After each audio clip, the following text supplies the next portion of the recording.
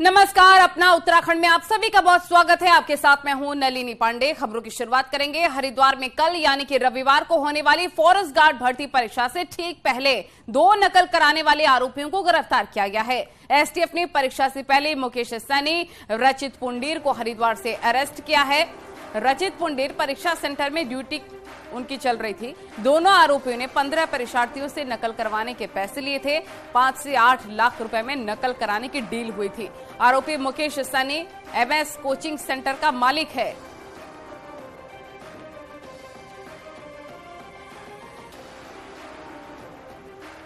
बड़ी खबर इस वक्त की आपको बता रहे हैं, नकल कराने का प्लान था लेकिन प्लान पूरी तरह से चौपट हो गया और पेपर से पहले 2 नकल माफियाओं को गिरफ्तार किया गया है, जिनकी तस्वीरें हम आपको दिखा रखे हैं।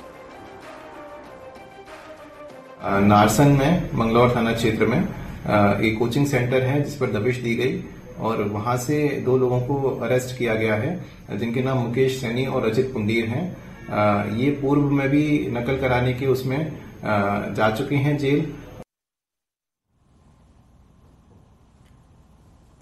और हरिद्वार में दुकान से मोबाइल चोरी की करतूत सीसीटीवी कैमरे में कैद हो गई। ज्वालापुर कोतवाली क्षेत्र के सिटी हॉस्पिटल के मेडिकल स्टोर से मोबाइल चोरी हुआ और दवाई लेने पहुंचे एक शख्स ने काउंटर पर रखे मोबाइल पर हाथ साफ कर दिया। मोबाइल चोरी की पूरी घटना सीसीटीवी कैमरे में कैद हो गई है। ये देखिए किस तरह से चोरी हुई है। ये पूरे घटनाक्रम सीसीटीवी फुटेज में रिकॉर्ड हो गया है।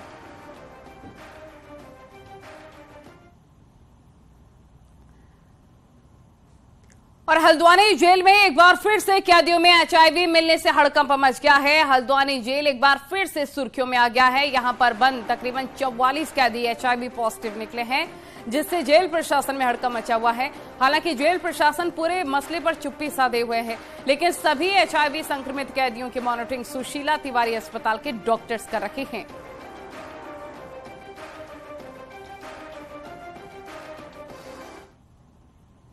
और अगली खबर चमोली से, जहां पर बद्रीनाथ हाईवे पर हनुमान चट्टी के पास पहाड़ का आधा हिस्सा टूटकर सड़क पर आ गया। पहाड़ के टूटने की लाइव तस्वीर कैमरे में कैद हो गई है। आप तस्वीरों में देख रहे हैं किस तरह पूरा पहाड़ टूटकर सड़क पर आ गया है। गनीमत रही कि इस दौरान 3 दिनों से बंद हाईवे को खोलने का काम चल रहा था। उसी दौरान पहाड़ का आधा हिस्सा भरभरा कर गिर गया और वहां काम कर रहे लोगों ने भागकर अपनी जान बचाई है।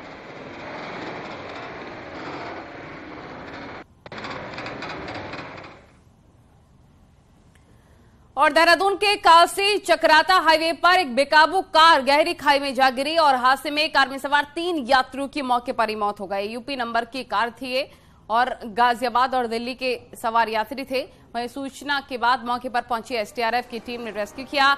कालसी चक्राता हाईवे काफी मुश्किल हाईवे में से एक माना जाता है और प्राइमरी तौर पर तेज रफ्तार को हादसे की वजह बताया जा रहा है।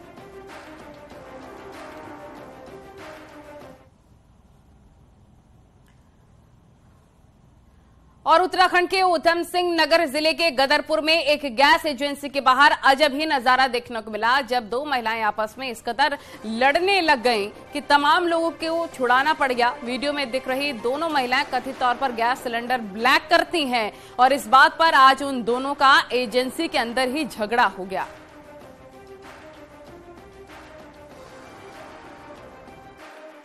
सुबह 2 लेडीजें लड़ी बाहर, पता नहीं क्या हुआ, फिर अंदर आई लड़ते हुए। यहाँ पर हमने इनको छुड़ाया तो ये स्टाफ को गाली गलौज बहुत करने लगी।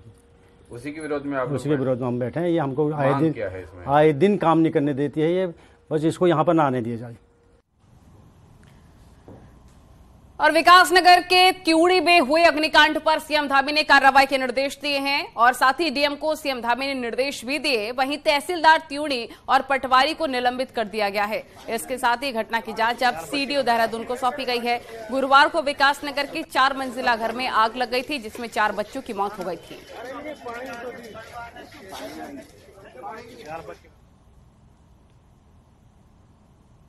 लैंड जिहाद हो या फिर मजार जिहाद, यह अधर्म है। देवभूमि में यह अधर्म किसी भी कीमत पर स्वीकार नहीं किया जाएगा, यह कहना है मुख्यमंत्री पुष्कर सिंह धामी का। क्या है सीएम के सख्त रुख के मायने, देखिए इस रिपोर्ट में।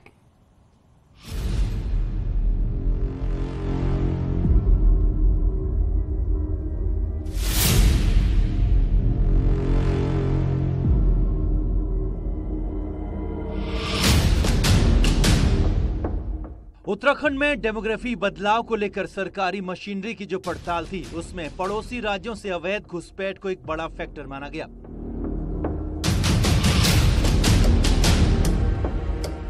धार्मिक स्थलों की आड़ में सरकारी जमीनों पर कब्जा इनमें बड़ा कारण था। लिहाजा सरकार के लेवल पर काफी पहले ही सभी विभागों को, चाहे वो फॉरेस्ट हो, इरिगेशन या लोक निर्माण विभाग, अतिक्रमण को चिन्हित करने को कह दिया गया था। अब इन्हीं विभागों को कब्जे हटाने के भी निर्देश दे दिए गए हैं। सीएम धामी ने कहा कि ये अधर्म है और देवभूमि में इसे स्वीकार नहीं किया जाएगा। उस पर हमारा स्पष्ट मत है कि लैंड जिहाद और ये मजार जिहाद के नाम पर जो भी अतिक्रमण हुआ है उसको हटाएंगे और सख्ती से हटाएंगे। और पहले तो हमने कहा है कि जिन लोगों ने किया है वो स्वतः ही उसको हटा लें, क्योंकि देवभूमि में इस प्रकार का, मैं कहूँ कि अधर्म किसी भी कीमत पर स्वीकार योग्य नहीं है और उस पर हम लोग सख्ती से काम करेंगे। इस काम में सरकार को पार्टी संगठन का भी समर्थन मिला है। बीजेपी प्रदेश अध्यक्ष महेंद्र भट्ट का कहना है कि ये लोगों को तय करना है कि विवाद का विषय न बने। जिन्होंने अतिक्रमण किया है वो इसे खुद हटाकर सरकार को सहयोग करें। पार्टी कार्यकर्ता होने के नाते हम समाज में जागरण का काम करेंगे और जागरण के साथ साथ हम उन सभी लोगों से अपील भी करेंगे कि ये कोई ऐसा विवाद का विषय न बने और स्वतः ही इस प्रकार के जो कब्जे हैं खाली कर दें और सरकार का सहयोग करें। सरकारी पड़ताल में 4 जिलों देहरादून, हरिद्वार, उधम सिंह नगर और नैनीताल में सबसे ज्यादा डेमोग्राफिक चेंज पाया गया। समुदाय विशेष के लोग इन 4 जिलों में जमीन खरीद कर तो बसे ही हैं, बड़ी संख्या में अवैध कब्जे भी इन्हीं जिलों में हुए। देहरादून से न्यूज़ 18 के लिए सुनील नवप्रभात की रिपोर्ट।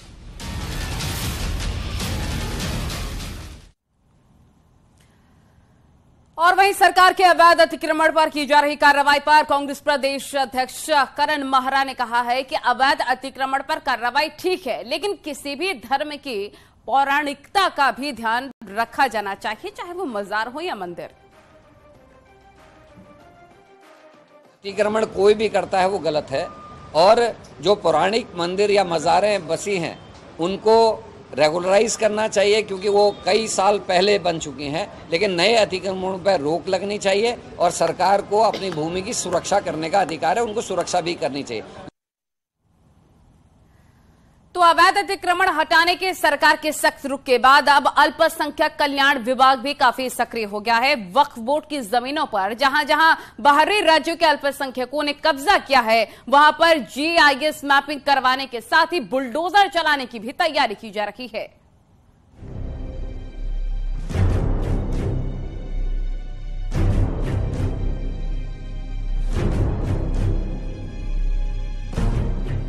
मुख्यमंत्री पुष्कर सिंह धामी साफ कह चुके हैं कि अवैध कब्जेधारी खुद अपने कब्जे हटा लें। ऐसे में अल्पसंख्यक कल्याण विभाग भी अब वक्फ की जमीनों पर कब्जों को लेकर एक्शन मोड में है। प्रदेश में 500 से ज्यादा जगहों पर बाहरी राज्यों के अल्पसंख्यकों ने अवैध कब्जे किए हैं,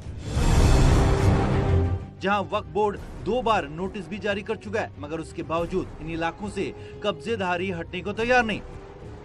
अल्पसंख्यक कल्याण मंत्री का कहना है कि हमने अब जीआईएस मैपिंग करवाने की तैयारी कर ली है ताकि इन इलाकों को डेवलप कर सकें। इन जमीनों पर अस्पताल से लेकर सोलर प्लांट और छोटे उद्योग लगाने का प्रपोजल विभाग के पास आ चुके हैं।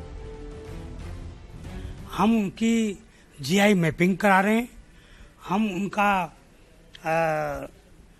4 दीवारी करा रहे हैं और जो लोगों के जबरदस्ती कब्जे कर रखे हैं उनको हम छुड़ाएंगे और कोशिश कर रहे हैं कि उस जमीन पर हम सौर ऊर्जा के प्रोजेक्ट लगाएं, छोटे छोटे उद्योग लगाएं। वक्फ बोर्ड अध्यक्ष के मुताबिक इन दिनों रोजे चल रहे हैं, लिहाजा कार्रवाई नहीं की जा रही है, लेकिन ईद के बाद उन तमाम कब्जों को हटाने की तैयारी शुरू होगी। लोगों को बार बार नोटिस भेजकर वक्फ की जमीनों से हटने को कहा गया है, लेकिन लोग मानने को तैयार नहीं है। ईद के बाद से इन कब्जेधारियों के ऊपर एक्शन शुरू होगा। हमारा मानना है कि वक्फ की संपत्ति यतीमों का, मिस्कीनों का, गरीब बेवाओं का हक है, तो उन लोगों तक उनका हक पहुंचे, उस प्रॉपर्टी का सही यूज किया जा सके, जो संपत्तियां हैं उसके ऊपर अच्छे हॉस्पिटल्स बनाए जा सके, उसके ऊपर अच्छे स्कूल्स बनाए जा सके। यानी साफ है कि धामी का बुलडोजर अब रुकने वाला नहीं है और लंबे समय से जहां जहां पर अवैध कब्जेधारी जमे हैं उन्हें अब कार्रवाई के लिए तैयार रहना होगा। न्यूज़ 18 के लिए देहरादून से भारती सकलानी की रिपोर्ट।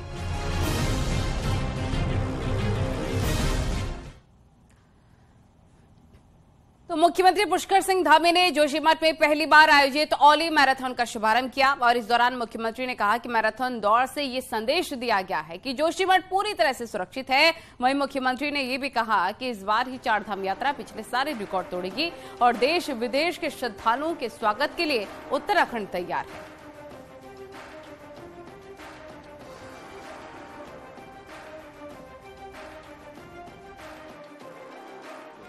ये एक सभी के लिए संदेश है कि यात्रा सुचारू रूप से होगी, अच्छे से होगी और 11 लाख लोगों ने अभी तक रजिस्ट्रेशन यहाँ पर करवा लिए हैं और उत्तराखंड सरकार की तरफ से, यहाँ के प्रशासन की तरफ से सारी तैयारियां हो रही हैं।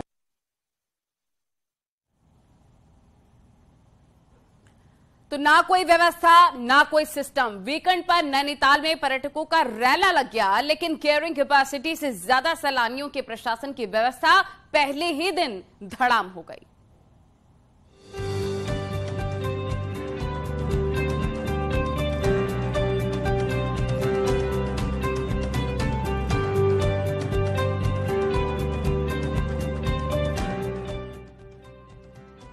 वीकेंड पर सरोवर नगरी पर्यटकों से पैक हो गई, लेकिन शहर में जाम का ऐसा जाम लगा कि पार्किंग नहीं मिलने से टूरिस्टों के पसीने छूट गए, जिसके बाद सड़कें पार्किंग में तब्दील हो गई और कैरिंग कैपेसिटी से ज्यादा सैलानी पहुंचने से आम नगरी भी परेशान हो गई।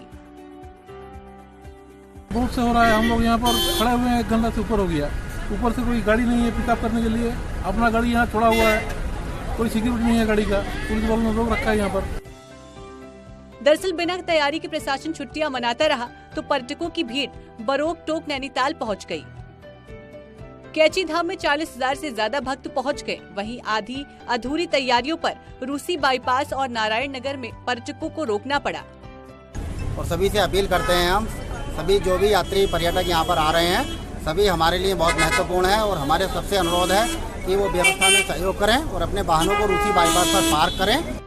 प्रशासन की लापरवाही की वजह से पर्यटक से लेकर आम नागरिक तक परेशान रहे, जिससे शहर में अव्यवस्थाएं फैलती रही। ऐसे में जरूरी है कि अधिकारी सड़कों में उतरकर व्यवस्थाओं का जायजा ले, ताकि शहर के लोग और पर्यटकों को सुविधा दी जा सके। नैनीताल से न्यूज़ 18 के लिए वीरेंद्र बिष्ट की रिपोर्ट। तो हरिद्वार में वीकेंड पर यात्रियों की भारी भीड़ देखने को मिली। वीकेंड के चलते दिल्ली, यूपी, पंजाब, हरियाणा जैसे राज्यों से बड़ी संख्या में यात्री उत्तराखंड पहुंच रहे हैं, जिसकी वजह से हाईवे पर कई जगहों पर जाम की स्थिति बनी। वहीं ट्रैफिक को कंट्रोल करने और जाम खुलवाने के लिए ट्रैफिक पुलिस को काफी मशक्कत करनी पड़ी। दिल्ली से जो ट्रैफिक देहरादून जा रहा था वो भी डाइवर्ट किया गया था, उसके कारण भी काफी ट्रैफिक था। अधिकांश काफी लोग दिल्ली से वीकेंड पर पर्वतों में जा रहे हैं, इसी कारण थोड़ा ट्रैफिक का दबाव है। और वीकेंड में अल्मोड़ा में भी सैलानी पहुंचे हैं, जहां पर जागेश्वर धाम में श्रद्धालुओं की भारी भीड़ लगी। लगातार 3 दिनों तक छुट्टी होने से श्रद्धालु जागेश्वर धाम में भगवान शंकर के दर्शन करने के लिए पहुंचे। अब 3 महीने गर्मियों में पर्यटकों से जागेश्वर धाम गुलजार रहता है।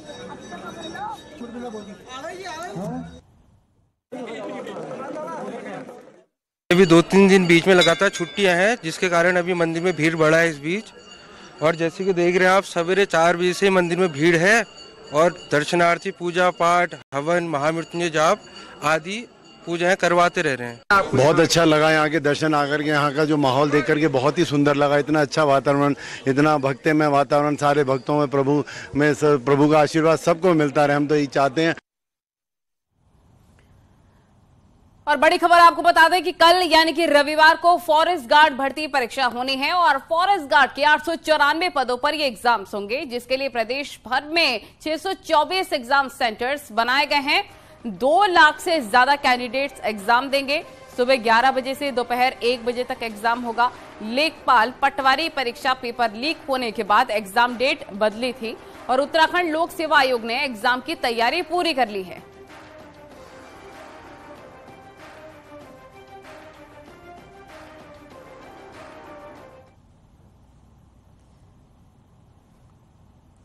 वहीं यूपी पीएससी में 4 रैंक हासिल करने वाली आकांक्षा गुप्ता देहरादून की रहने वाली हैं। वहीं नतीजे आने के बाद 4th रैंक हासिल करने के बाद से ही आकांक्षा के घर में जश्न का माहौल है। वो बताती हैं कि बचपन से ही उनका सपना था वो सिविल सेवा में जाएं, जो आखिरकार पूरा हुआ। उनको 4th रैंक हासिल हुआ है। मैं फैमिली को अपनी को श्रेय देना चाहूँगी इसका। मैं यूपी गवर्नमेंट को देना चाहूँगी इसका श्रेय कि उन्होंने करप्शन फ्री तरीके से इसको कंडक्ट कराया एग्ज़ाम को, और वो भी रिकॉर्ड टाइम के अंदर। यूपीएससी से भी पहले उन्होंने ये साइकिल कंप्लीट किया, और यूपी पीसीएस कमीशन को मैं बिल्कुल इसका श्रेय देना चाहूँगी। वहीं विश्व प्रसिद्ध डोडीताल स्थित मां अन्नपूर्णा के प्राचीन मंदिर के कपाट 9 अप्रैल को श्रद्धालुओं के लिए खोले जाएंगे और अगोड़ा गांव के ग्रामीण और श्रद्धालु नाग देवता की डोली के साथ डोडीताल के लिए पैदल रवाना हुए हैं। भगवान गणेश की जन्मस्थली माने जाने वाली डोडीताल में मां अन्नपूर्णा का प्राचीन मंदिर है। माता अन्नपूर्णा के कपाट पूरे विधि विधान के साथ रविवार को 9:15 पर देश विदेश के श्रद्धालुओं के लिए खोले जाएंगे। गणेश जन्मभूमि डोडीताल माता अन्नपूर्णा के कपाट के लिए आज हमारी 80 गंगा की समस्त डोलियां डोडीताल के लिए रवाना हो गई और कल ठीक 9:15 बजे गणेश चतुर्दशी के दिन माता अन्नपूर्णा और गणेश भगवान के कपाट खुलेंगे। और वहीं साल 2004 से अधर में लटकी त्यूणी प्लासू जल विद्युत परियोजना पर निर्माण कार्य जल्दी ही शुरू होने जा रहा है। इस परियोजना से जहां प्रदेश को करीब 300 मिलियन यूनिट बिजली मिलेगी, वहीं प्रदेश में कई लोगों को रोजगार भी मिलेगा और साथ ही हाइड्रो प्रोजेक्ट साल 2028 तक बिजली उत्पादन करेगा। इसी अप्रैल महीने में प्रोजेक्ट के लिए निगम टेंडर प्रक्रिया शुरू करेगा। त्यूनी प्लासू परियोजना में ज्यादा कोई विस्थापन नहीं है, कोई ज्यादा डूब का भी क्षेत्र नहीं है और कोई प्रॉब्लम्स नहीं है वहाँ पर। फिर भी जो लैंड एक्विजिशन की कार्रवाई है वो भी पैरेलली चल रही है, जो अन्य क्लियरेंस की कार्रवाई है वो भी पैरेलली चल रही है। जैसे ही वो क्लियरेंस प्राप्त हो जाएगी और हम लोग बिडिंग कर लेंगे और उसके बाद निर्माण कार्य शुरू करेंगे। और कोटद्वार मेडिकल कॉलेज को लेकर एक बार फिर से राजनीति तेज हो गई है। दरअसल हाल ही में कोटद्वार पहुंची पूर्व कैबिनेट मंत्री हरक सिंह रावत ने दावा किया है कि एक जिले में 2 मेडिकल कॉलेज बनाए जा सकते हैं, लेकिन जनप्रतिनिधि इस ओर ध्यान नहीं देना चाहते। वहीं हरक सिंह रावत के बयान पर भड़की रितु खंडूरी का कहना है कि एक जिले में केंद्र सरकार सिर्फ एक मेडिकल कॉलेज बनाती है। ऐसे में हरक सिंह रावत बेफिजूल की बातें कर लोगों को गुमराह कर रहे हैं। कहीं रोक नहीं है कि एक जिले में एक ही मेडिकल कॉलेज बनेगा। मैं शुरू से इस बात को कहता रहा हूं, मैं धामिक से कहता रहा, मैं तुरिंद्राव से कहता रहा, मैं तीरथ से कहता रहा। मुझे दिखाओ ना कहां चीज है कि एक जिले में एक ही मेडिकल कॉलेज बनेगा। उनको मैं या तो मैं जियो पकड़ा दूंगी आप लोगों को, अगर आपको लगता है मैं झूठ बोल रही हूँ तो आप देख लीजिए। एक जिले में एक ही मेडिकल कॉलेज हो सकता है, और अगर वो कुछ और कहते हैं तो वो जियो ले आए। और उत्तराखंड में पर्यटक स्थलों पर लोगों की भीड़ उमड़ने लग गई है। ऐसे में कोविड के बढ़ते केसेस को लेकर जो सतर्कता दिखनी चाहिए थी वो कहीं नजर नहीं आ रही है, और वो भी ऐसे वक्त में जब 4 धाम यात्रा शुरू होने में कुछ ही दिन बचे हों।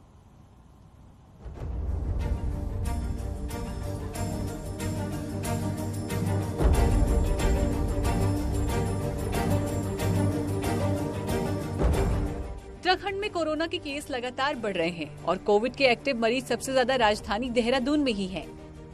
स्वास्थ्य मंत्री से लेकर प्रशासन के उच्च अधिकारियों ने सतर्कता बरतने के निर्देश दिए हैं, मगर उनकी धज्जियां सभी सार्वजनिक स्थानों पर जमकर उड़ रही हैं। लोग ना तो मास्क लगाना चाह रहे हैं, ना ही कोविड संक्रमण का अब कोई डर है। रिस्की हो गया है, आपको नहीं लगता बहुत ज्यादा सतर्कता बरतने की जरूरत है? जी, सतर्कता तो बरतनी पड़ेगी, ये अपनी सुरक्षा के लिए है ना। होगा अभी तक तो मालूम नहीं हमको तो। नहीं मालूम नहीं है ना, वो मालूम है तो मांगता है। 4 धाम यात्रा के बीच कोविड संक्रमण लोगों की परेशानी बढ़ा रहा है। मंत्री कहते हैं कि स्वास्थ्य विभाग से बात की है और सब मिलकर काम करेंगे। पूरे डॉक्टर्स हमारे तैनात हैं और इस समय मैं समझता हूं कि यात्रा अच्छी चलेगी। अब जरूरी है कि अधिकारी मॉनिटरिंग करें और इस बात का ख्याल रखें कि कोविड का संक्रमण से बचने के लिए एहतियात बरते जाए, वरना हालात बदलने में देर नहीं लगेगी। न्यूज़ 18 के लिए देहरादून से भारती सकलानी उनियाल की रिपोर्ट।